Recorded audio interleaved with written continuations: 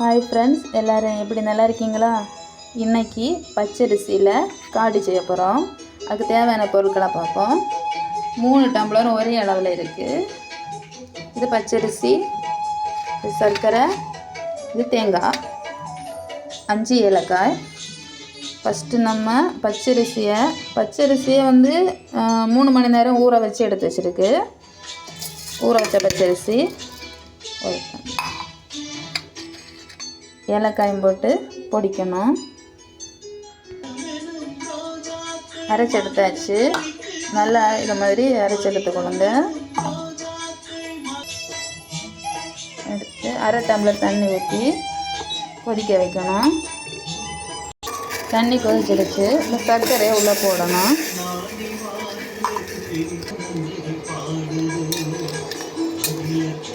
சர்க்கரையை வந்து வடிகட்டி தான் நம்ம எடுக்கணும், இல்லைன்னா அதில் கல் தூசி எல்லாம் இருக்கும். கொதிச்சிடுச்சு.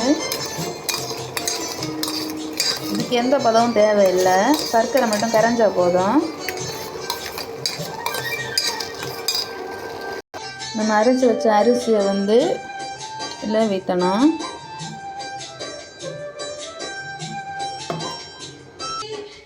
தேங்காவை அரைச்சி பால் எடுக்கணும். தேங்காய் பால் வடித்து எடுத்தாச்சு. சர்க்கரை காய்ச்சி வச்சுருந்தோம்ல, அதை வந்து வடிகட்டி எடுக்கணும்.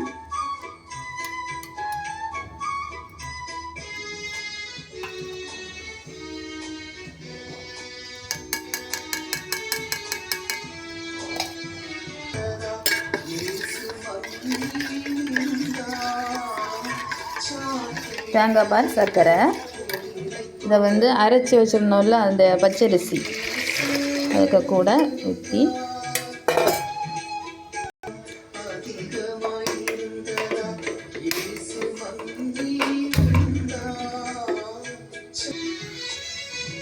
பச்சரிசி, தேங்காய் பால், சர்க்கரை, 5 ஏலக்காய், 3 கலக்கி அடுப்பில் வச்சுருக்கணும். கை விடாமல் கிளறணும்.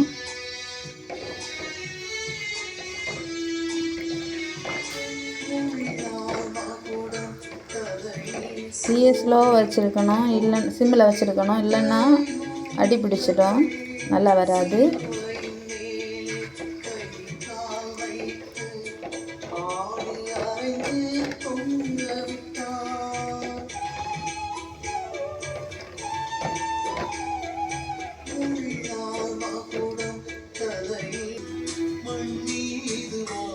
இது வந்து பிறந்த 6 மாதம் அந்த குழந்தைகளுக்கும் வயசுக்கு வந்த பிள்ளைங்களுக்கும் இது உடம்புக்கு ரொம்ப நல்லது.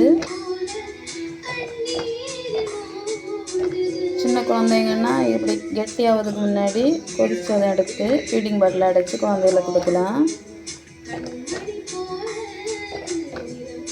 ஸ்பூன்லையும் கோரி கொடுக்கலாம்.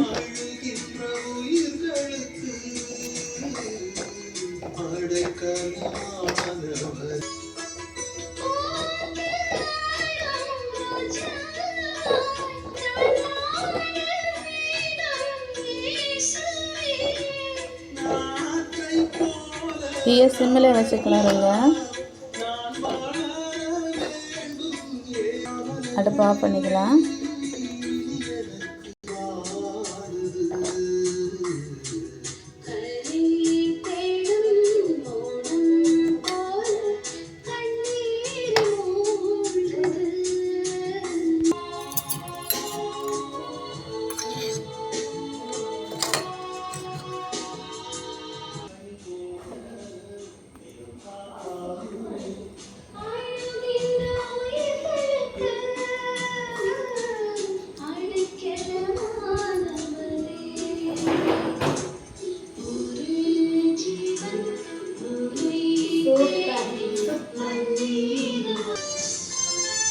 இந்த வீடியோ பிடிச்சிருந்தா லைக் பண்ணுங்க, ஷேர் பண்ணுங்க, சப்ஸ்கிரைப் பண்ணுங்க.